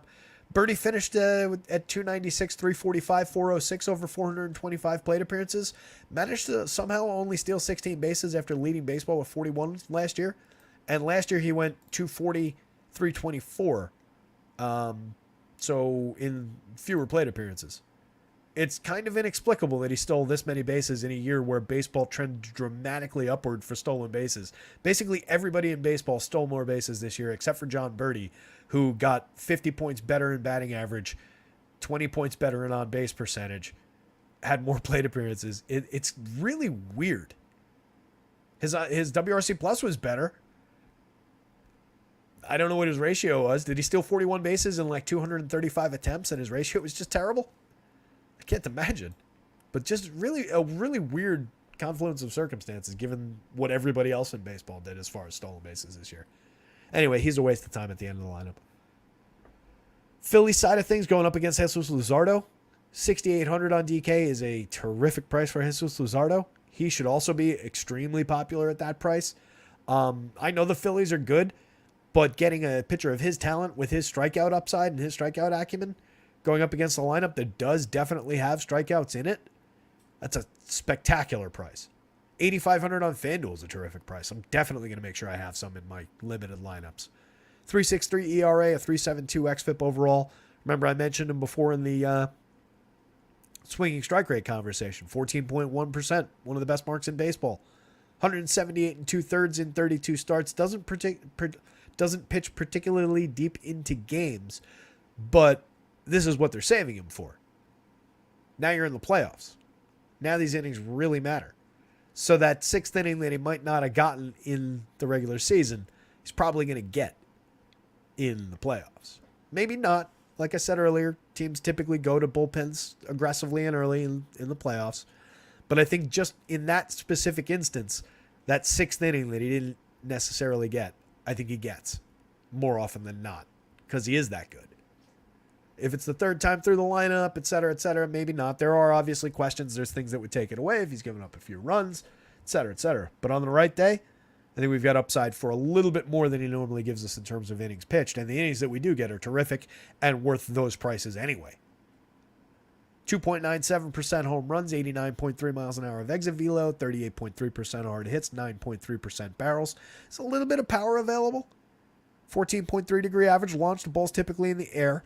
Plays well for guys like Kyle Schwarber, who's the leader on the home run board, I want to say. Yep. Overall home run leader of the day, despite facing a lefty. Schwarber doesn't lose much lefty-lefty. I think 15 of his 47 home runs came against lefties this year. 200 plus, like well into the 200s ISO against same-handed pitching. We don't care about batting average anyway with Kyle Schwarber, so it doesn't really matter. The actual numbers were 15 of his home runs against lefties. Hit 188 versus 201 against righties. At that point, it really doesn't matter. 325 on base versus lefties because he walks a little bit less. 15.9% walk rate with a 34.5% strikeout rate. Versus against righties, 18.2% walks with 27.4% strikeouts.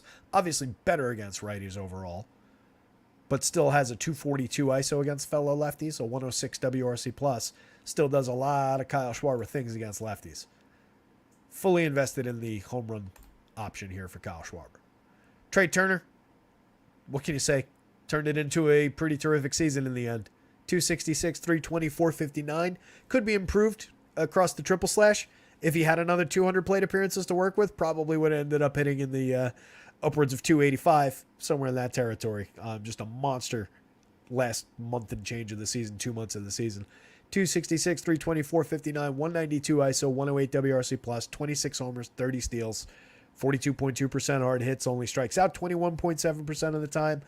Alec Boehm, 4,300, 3,000, third base and first base on FanDuel. A lot of highly valuable option on the FanDuel slate. A lot of valuability. Was that what I was about to say? Weird.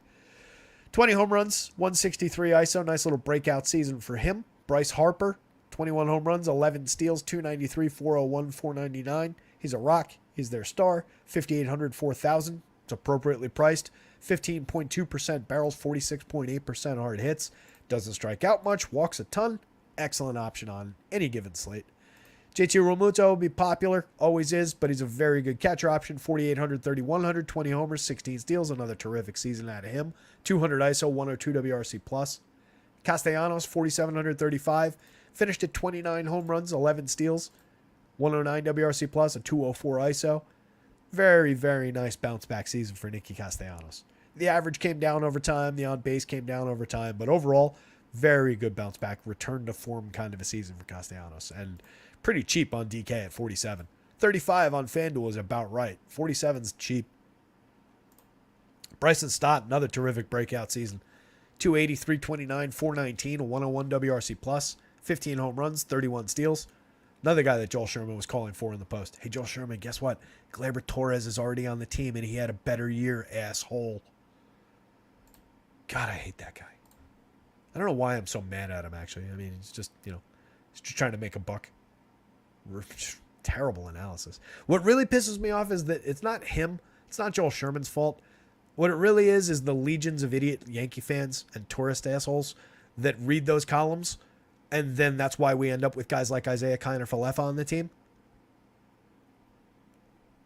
Just drives me bananas because those are the guys that those opinions get out there, and that becomes everybody's opinion. And it's just wrong on so many levels. I'm not saying I wouldn't want Bryson Stott. If we had a wide open second base, grab him. Sure, absolutely. But we're going to get rid of Gleyber Torres just because he's in a contract season rather than give him a new contract as a 26-year-old second baseman who cut his strikeout rate by 10% while hitting 25-plus home runs this year? Are you kidding me? Ugh. Anyway. Johan Rojas, Christian Pache. Mix and match options at the end of the lineup. Rojas was good. 164 plate appearances, 302, 342, 430. 109 WRC plus, 2 homers, 14 steals. Not bad. Pretty good production in 14 stolen bases with a 342 on base in 164 plate appearances, if nothing else. 3,000, 2,600. If he's in the lineup, he's playable. Pache, 21 on both sites, 2 homers, 2 steals, 95 plate appearances. Kind of an option. Mostly here for defense. What was that little outburst? Or maybe it was just like 1 or 2 games. Yeah, I guess it was just a couple games. Couple games that we remember him from. Hit like a big grand slam for DFS once upon a time or something. So it's probably Zach Wheeler. Zach Wheeler, Jesus Luzardo, Phillies bats, Marlins bats. Yeah. Zach Wheeler, Jesus Luzardo, Phillies bats, Marlins bats. I like it. Dennis says, I think the Yankees should get Jurickson Profar. And bring back Hicks since they're paying him already. Yeah. A lot of guys they're paying to not play for the team. That's the other part. I mean, that's why these people show up at the ballpark and then they boo the people that the sports writers say are not good. And, like, could you hit with 46,000 people booing you and telling you to go fuck yourself and everything? I don't think I could. I don't think I could do this job if this room was full of people shouting at me right now. So, yeah, it compounds the problem. And then these guys get run out of town, and then they're paying them to not play for the team, and then they can't get other guys. And it's a compound problem.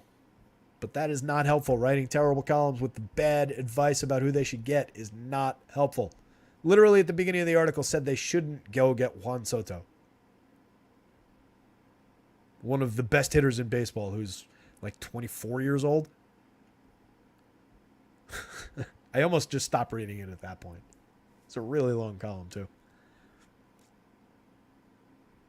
Mama says, I've been saying it since the beginning of the season, Yankees and Cowboys have been able to live in the past for way too long. Dennis, I would love Bellinger. I'll take Bellinger. I actually am curious about that, though. There was another... he was another guy that was called out in that column as somebody they shouldn't get. And there is a good argument to be made there because you would have to give him a pretty monstrous contract. And he's not 24. He's not old, but he's not exactly the youngest guy. What is he, 28?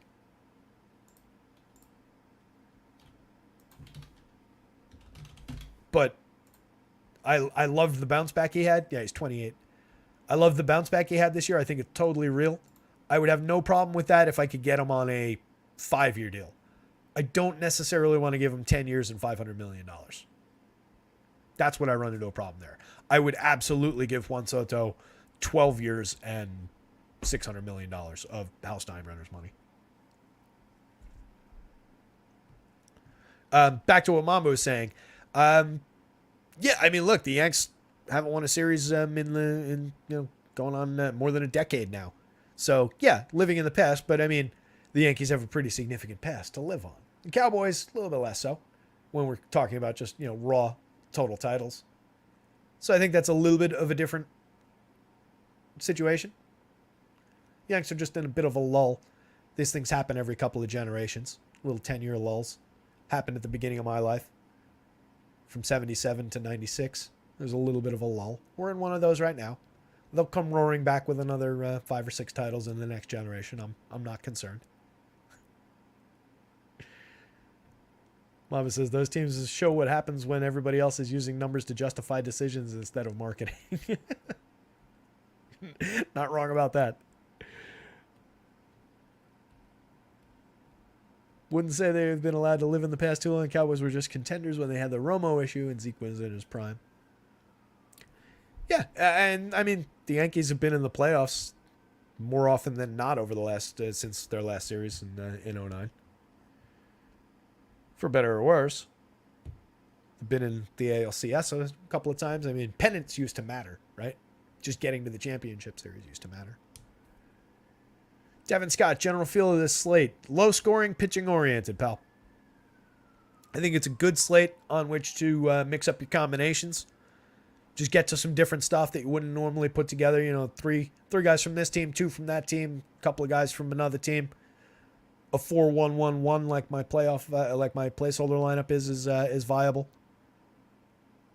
A lot of different directions to go with this one, but I think it's, you know, typically, and it jives with Vegas, right? It's 8-run total is your highest total. 3 games at 7.5, one game at 8.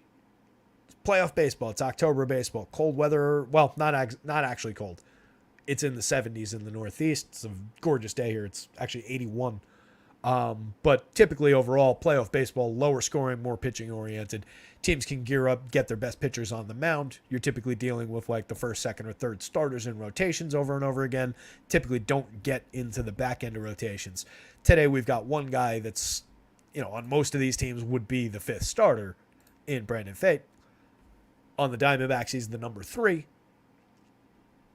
Is what it is. But we've got 7 of 8 starters here that are either the top banana or the second best guy on their team.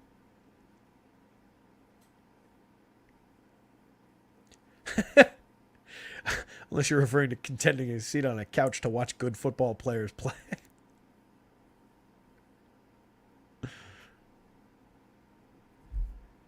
Terry trying to distract us so he can win all the money. I'm not even in the good contest. I win all the crappy prizes. I mean, granted, it would add up to several $1,000s and probably more than that contest if I actually won all of these. But I wanted to play that one where all the cool kids are. That's really even more than anything else. I just want to be in the one where the cool kids are, where everybody would see me. This other one's not bad though. 67 entries, $5,000 to first. Top 3 favorite bats on the slate. Matthew Patterson likes Yelich, Turner, and Rosarena. I really like Rosarena. I don't know if I have him top 3. I do really like Schwarbs. Top of the board for home runs. Donaldson. I wouldn't put him in like top 3 in like an overall sense, but if we're talking about power, like I really like Donaldson and Schwarber for home run upside. If I was building one lineup, I would probably have both of them in it, hunting for a home run. So I guess I'll answer that way. And then Vladdy Guerrero was actually the home run pick of the day. And since he's a spectacular hitter who hits 3rd in his lineup overall, I could go with Vladdy. I don't dislike that. Roth decreased the risk for Toronto, Minnesota. Could be good. Jason Garnett, yeah, the only problem with that is Dominguez is going to be out until at least mid-season, and then you're talking about a kid who's never played in the show beyond the 8 games that we saw, having to rehab from his elbow surgery. So I wouldn't expect Dominguez until late in the season next year as in terms of actually contributing. But I do think there's a path to a very quick turnaround given what we saw from him, given the fact they've got in their pocket. Like, there's no reason that they can't expect Peraza, Volpe, Everson Pereira, when he gets back, Dominguez, Michael King, whatever the kid's name is, the kid who just won the minor league pitcher of the year award, whatever his name is, he's going to have a shot at breaking camp with the big club as a pitcher next year. So they've got a lot of prospects who are, Austin Wells, the catcher. They've got a lot of prospects and a lot of help that was baked into the system that was immediately here. That's why before Dominguez got hurt, I was saying that it could potentially just be a weird transition year and they would immediately be good again with a whole crop of new homegrown kids. I don't think that's not true anymore. It just got dinged by Dominguez going down.